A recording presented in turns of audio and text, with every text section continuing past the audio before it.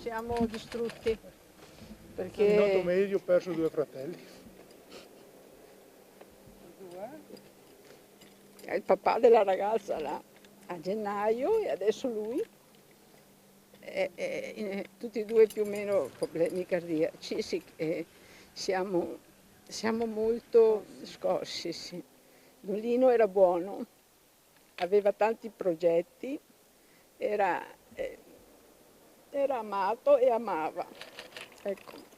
La commozione del fratello Fulvio, arrivato con la moglie Ivana alla chiesa di Santa Maria Immacolata e San Zenone di Onigo, rispecchia il cordoglio di tutta la comunità di Spresiano per l'improvvisa scomparsa di Don Lino Bertollo. Non dico niente perché se non mi viene da piangere. Originario di Casoni di Mussolente, Don Lino ha perso la vita uscendo di strada mentre percorreva in auto la Feltrina tra le province di Treviso e Belluno, probabilmente a causa di un malore.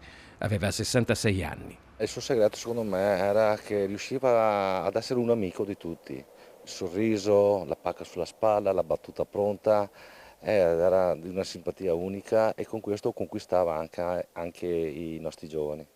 Prima di arrivare a Pederobba e Onigo, Don Lino era stato parroco nel Padovano e nel Veneziano, ad Abbazia Pisani, in comune di Villa del Conte e quindi a Scorzè, prima a Peseggia, poi a Gardigiano. Io insistevo tanto con lui che si prendesse qualche giorno di vacanza, però da quando è arrivato qua è sempre stato instancabile, ha fatto campi scuola con noi ragazzi e quindi ogni tanto ci scherzavo, gli dicevo dai vai 2 o 3 giorni in montagna perché alla fine i preti sono di tutti ma sono di nessuno e quindi sì, e lui mi aveva appena promesso poco prima di morire che sarebbe andato prossima settimana, qualche giorno in vacanza. Federico Dalbello è un giovane consigliere comunale di Pederobba, impegnato anche con l'Azione Cattolica Ragazzi, e lui a portare la fotografia di Don Lino davanti all'altare della chiesa di Onigo, dove alle 10 di giovedì si celebreranno i funerali. L'ultimo saluto a un parroco che era una presenza fondamentale per la comunità. Oggi la sua scomparsa ha lasciato un vuoto profondo. Ed era sempre presente, lui non tralasciava nulla e nessuno. E in tanti ci chiedevamo dove trovasse la forza per andare avanti, però era lui la chiesa, era la sua passione, la sua comunità e lui voleva rimanere vicino a tutti.